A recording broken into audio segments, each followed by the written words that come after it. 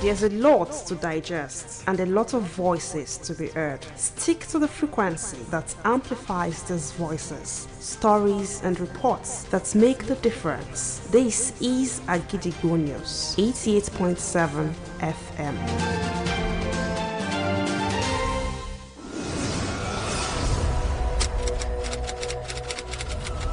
This is Kunle Amzat's studio. Agidigbo 88.7 FM. Welcome to News Around the World.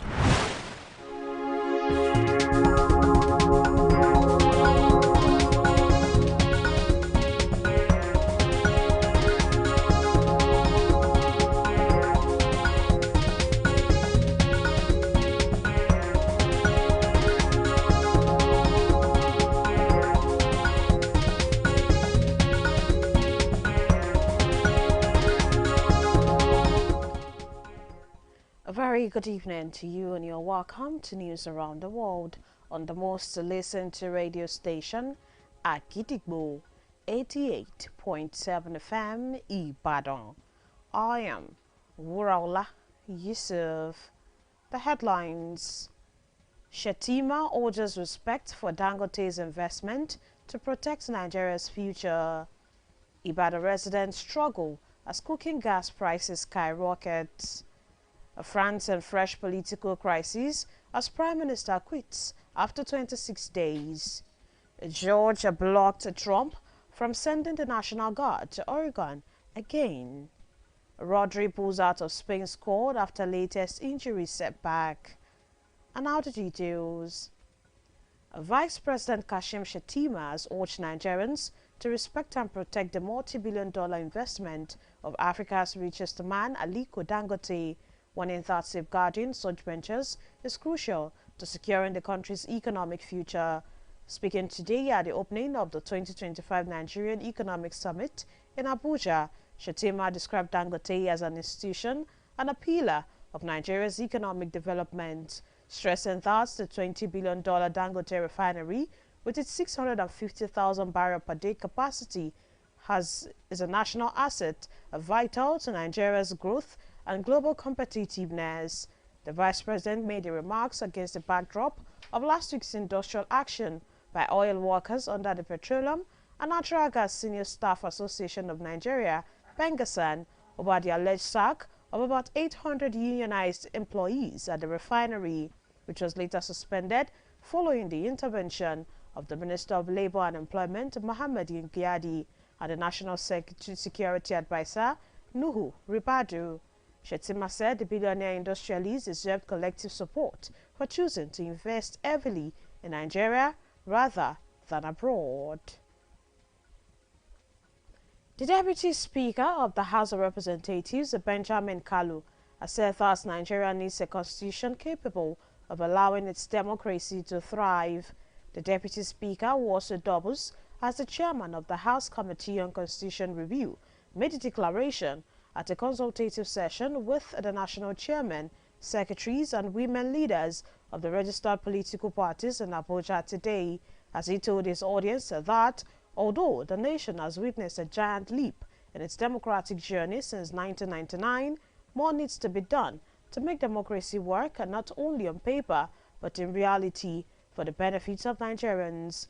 The 10th House, led by Speaker Tajuddin Abbas, in collaboration with the Senate, is reviewing identified clauses of the 1999 Constitution in a bid to deepen governance and make democracy count for the people. Having identified such areas as power devolution, independent candidacy, local government autonomy, state police, and special seats for women, the Kalu-led committee embarked on a nationwide tour of the 6 geopolitical zones recently, holding stakeholders' engagement with various groups. The committee has pledged to make available the final draft of a reviewed constitution to the Parliament for consideration and adoption in December 2025. Nigerian households, gas marketers, retailers, and industry stakeholders have been dealing with a sharp increase in the retail price of cooking gas in Ibadan and other major cities across Nigeria.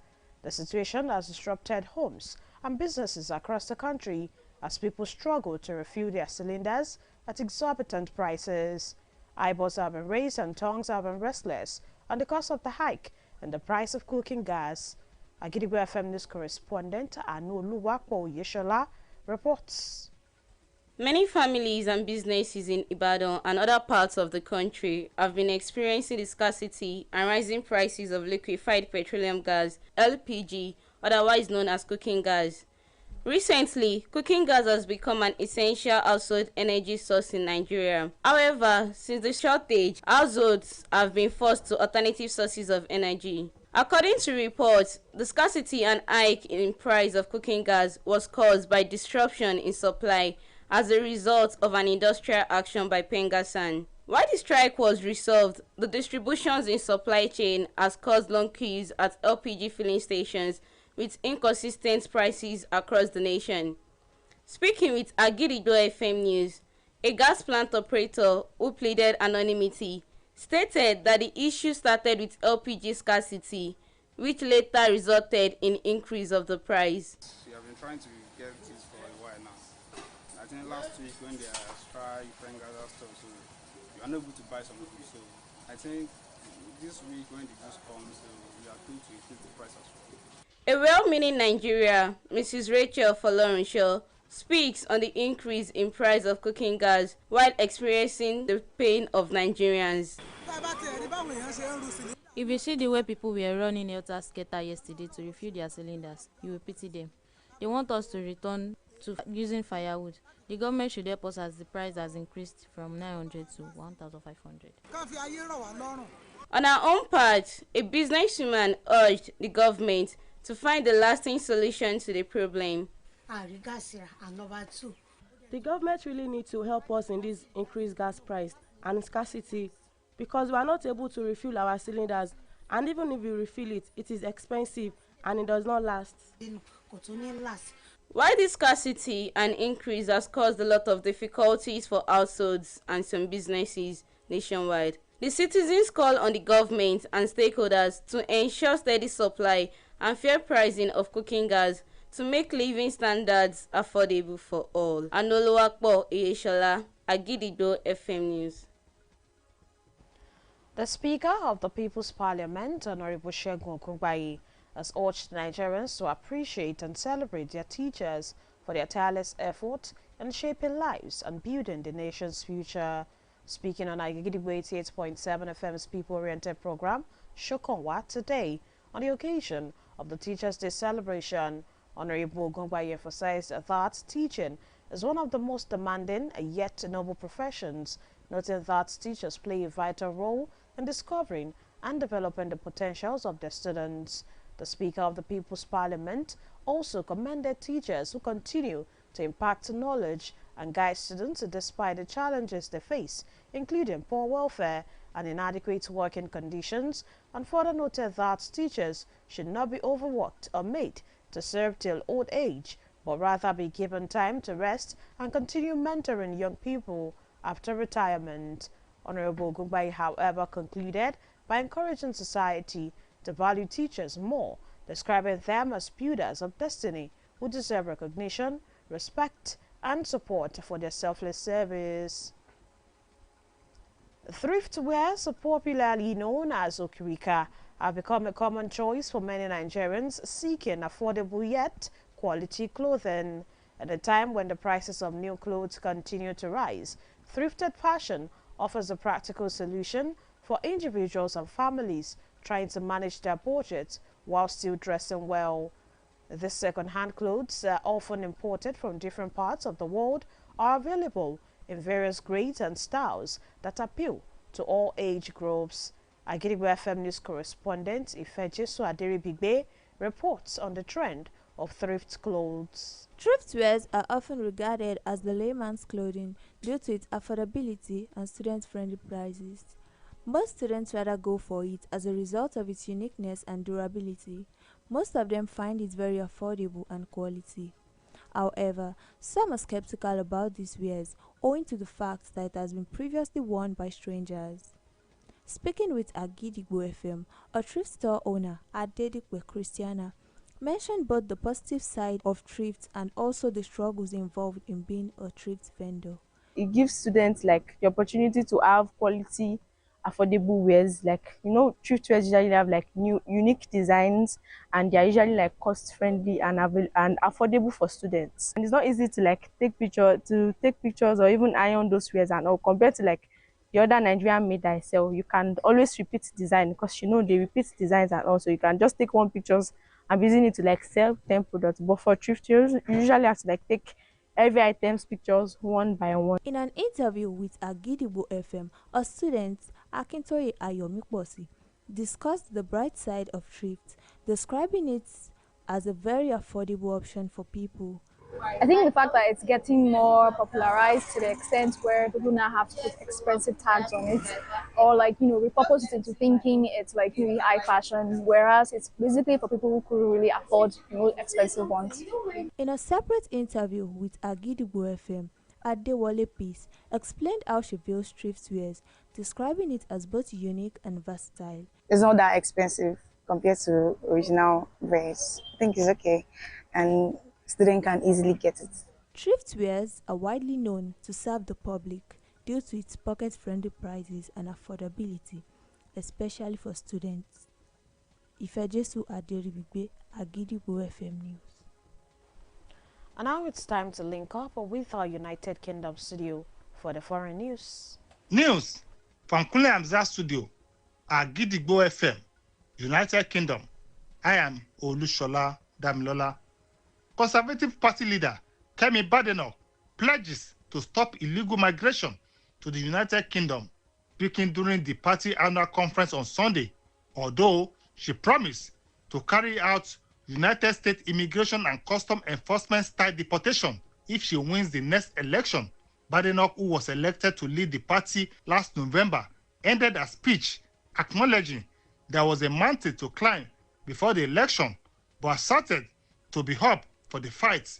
However, she reaffirmed that only the Conservative Party can bring the countries back together. France Prime Minister Sébastien Lecornu has resigned earlier today after he met President Emmanuel Macron after a closed-door meeting. The shock move comes only 26 days after he was appointed as Prime Minister following the collapse of the previous government of Francois Bayrou. Lecornu, a former armed forces minister, was France's fifth Prime Minister under 2 years. However, several parties are clamoring for early election, while some are calling for President Macron to go, although Emmanuel Macron has always reiterated that he will not stand down before his term ends in 2027. And that ends the news from Kunle Hamzat studio at Agidigbo FM, United Kingdom. I am Olushola Damilola. Welcome back. We shall also be moving to our Maryland studio, United States, for more foreign news. News from Kunle Hamzat studio at Agidigbo 88.7 FM, United States. I am Muluwatosi Sonia. For the second time in 2 days, a Trump-appointed federal judge, Karen Imigat, in Oregon delivered a blow to the president's effort to send National Guard troops into Portland, temporarily blocking the deployment of National Guard members from anywhere in the U.S. to the city. The late Sunday ruling expanded on a more narrow Saturday ruling that prevented the administration from sending Oregon National Guard troops to the state's largest city, which President Donald Trump has said is necessary to quell protests at an immigration and customs enforcement facility, a claim strongly disputed by local and state officials. The hastily scheduled Sunday hearing came after officials in both Oregon and California objected in court to President reassigning federalized guard troops in Los Angeles to Portland in an apparent effort to get around the judge's last Saturday order. Officials from Israel and Hamas were in an Egyptian resort on Monday to launch talks that the U.S. hopes will bring a halt to the war in Gaza and the release of hostages despite contentious issues such as disarmament of the Palestinian militant group. The negotiations on President Donald Trump's plan were set to begin on the eve of the second anniversary of the Hamas attack on Israel that triggered the war, when fighters killed 1,200 people and took 251 hostages, the deadliest day of the Jews since the Holocaust. Israel's retaliatory military campaign has killed more than 67,000 Palestinians and left the majority of 2.2 million Gazans homeless and hungry and the rubble of the enclave destroyed by the relentless bombardment. That ends the news from Kule Hamzat Studio at Gidigbo 88.7 FM, United States. I am Oluwatose Sonia. Thank you for listening. Good evening. And now in the exciting world of sport. Spain confirmed today that Manchester City midfielder Rodri Hernandez will not be joining them for their upcoming World Cup qualifiers after suffering a hamstring injury. The Spanish national team in a statement said Rodri is out of the squad because of injury ahead of the games against Georgia and Bulgaria on October 11 and October 14 respectively. The 29-year-old was taken off in the 21st minute of City's Premier League win over Brentford on Sunday, confirming after the game he had felt discomfort in his hamstring. Rodri was a key part of Spain's Euro 2024 triumph, but suffered a serious knee injury in September of that year, missing the majority of last season as he recovered.